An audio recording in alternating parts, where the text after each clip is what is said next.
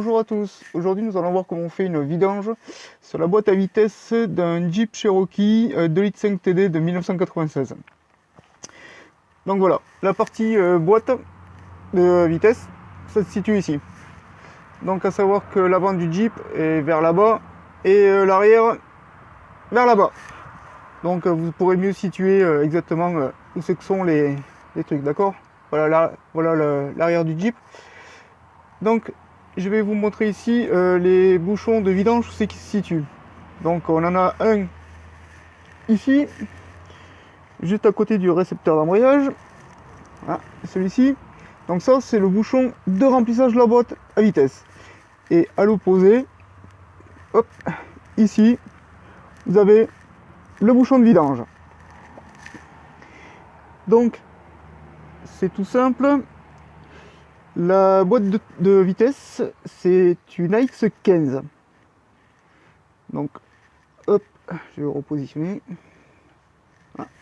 Donc la boîte à vitesse, c'est une AX15. Donc à savoir que sur le 2,5 litres TD, il n'y a que l'AX15 qui a été monté. Sur le 2,1 litres TD, c'est l'AX5 qui a été monté. Et sur le moteur 4 litres essence, c'est la W4, la Issin Warner 4 qui a été montée. Donc c'est une boîte automatique. Donc à savoir que pour celle-ci, pour la X15, dedans on y met ça s'appelle le 75-140 API GL5. Donc ce qui est préconisé forcément sur les RTA Jeep.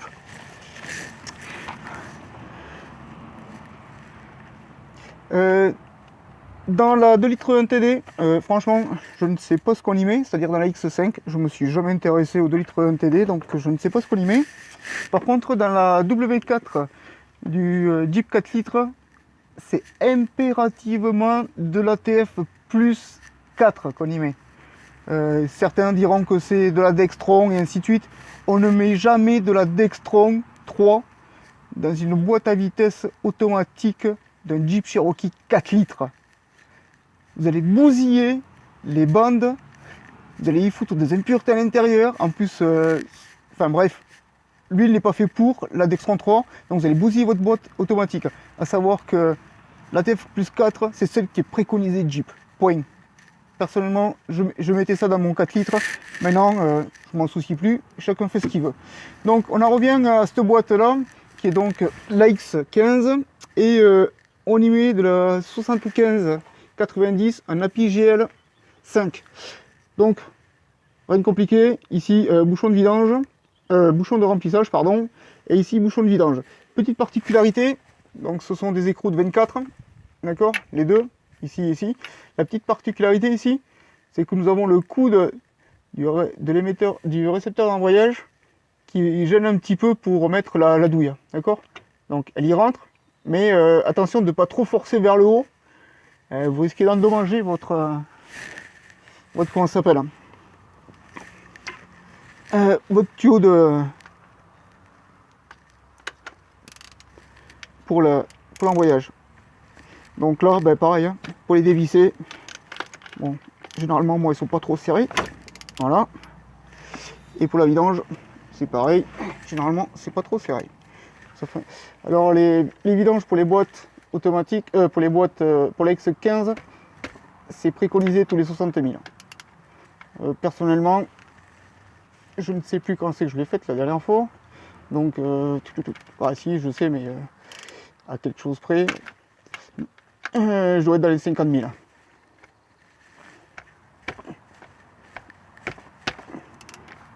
Voilà. Donc pour la vidanger, rien de plus simple. On dévisse, ça coule tout seul et on remplit.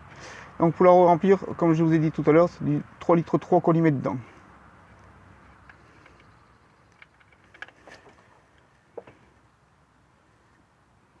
Ouais, il était temps de la changer. J'ai même un petit peu d'usure sur la boîte. Donc là, l'huile qui était dedans, elle est assez noire. Comment, je sais pas si vous allez pouvoir le voir, mais là on voit un petit peu. Là il y a un aimant en fin de compte dessus. Donc ici c'est toutes les impuretés qui sont collées de la boîte. Donc il y a la boîte qui a 345 000 km. Elle est commence à fatiguer un petit peu, elle fait du bruit. Mais bon, ça devrait le faire encore. Elle est pas trop abîmée. Enfin, il n'y a pas trop de limaille dessus. Ça devrait aller. Bon,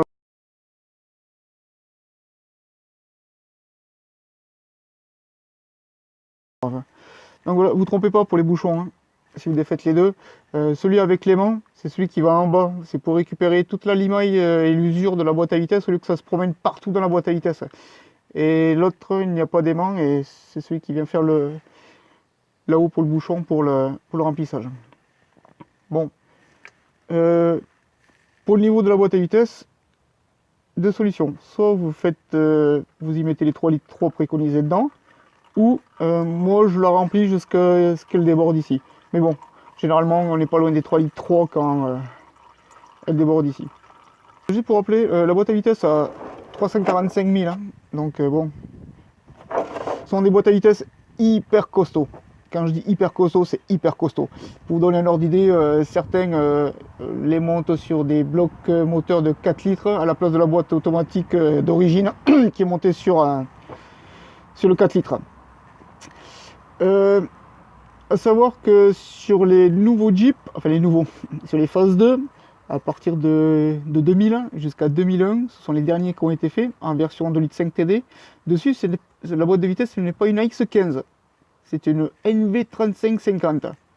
Alors à savoir que sur ces boîtes à vitesse qui sont pourries, mais alors quand je dis pourries, c'est pourri. J'en ai vu 2 copains qui les ont claqués, que moi j'ai même pas encore claqué la mienne, et ils ont chacun pas loin des 200 000. Bon bref.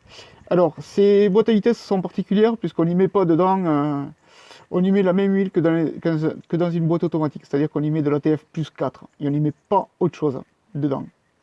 Voilà. Donc pareil, on laisse bien s'écouler l'huile et on remplit forcément après. Hein. Voilà. Bon. Alors pareil, on nettoie bien les portées hein, une fois qu'on revisse les bouchons, pour que ce soit bien étanche. Dans le cas ceci, il n'y a pas de joint qui va dessus. Hein. Il n'y a rien. Ce sont les bouchons qui font office de joint.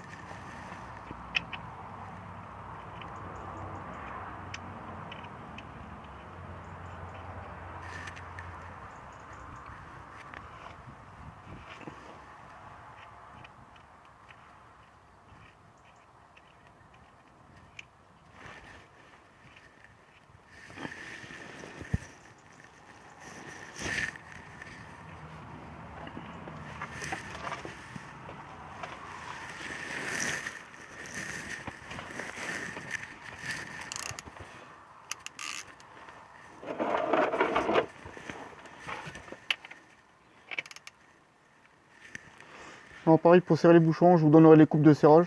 Et moi personnellement, il n'y a pas besoin de les serrer fort. Voilà, comme ceci se suit. Alors maintenant on va passer au remplissage. Alors personnellement, je fais avec une seringue. Je fais avec une seringue tout à fait basique. Hein, comme ceci. Par contre la particularité c'est que bon c'est assez chiant à chaque fois de se baisser dessous. Donc moi ce que je fais c'est que je rajoute un tuyau assez long. Donc sur la seringue. Comme ceci. Et j'y mets directement là-haut, ce qui me permet de remplir la boîte de transfert, la boîte à vitesse de l'extérieur, donc ce qui fait que j'ai pas besoin de me baisser tout le temps et ainsi de suite. Donc c'est pratique. Bon après chacun sa méthode.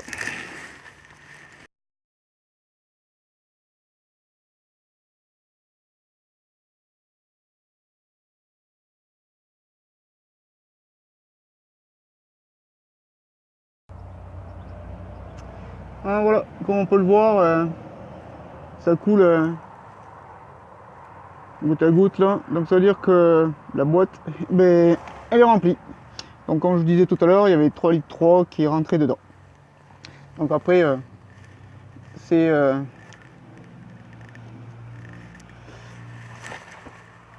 vérifier quand vous faites votre plein. Hein.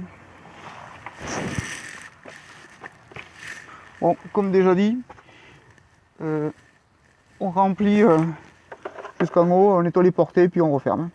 Et puis c'est le bouchon qui fait office de vidange, qui fait office de joint. Ce bouchon, il n'y a pas de joint, d'accord? C'est le bouchon par lui-même qui fait le joint. C'est la forme du filet qui fait ça.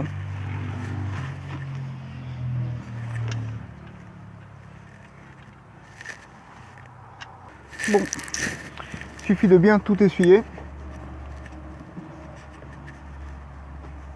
Et après de serrer.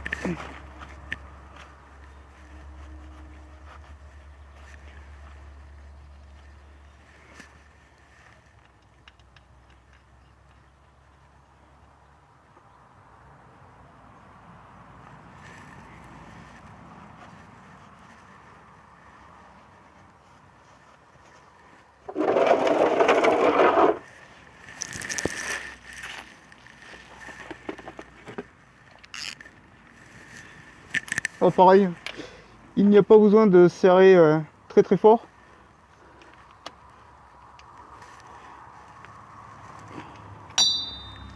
Je vous donnerai le couple de serrage, mais de toute façon ça ne suffit pas. Hein. Donc essuyez bien les bouchons et puis vérifiez une fois de temps en temps si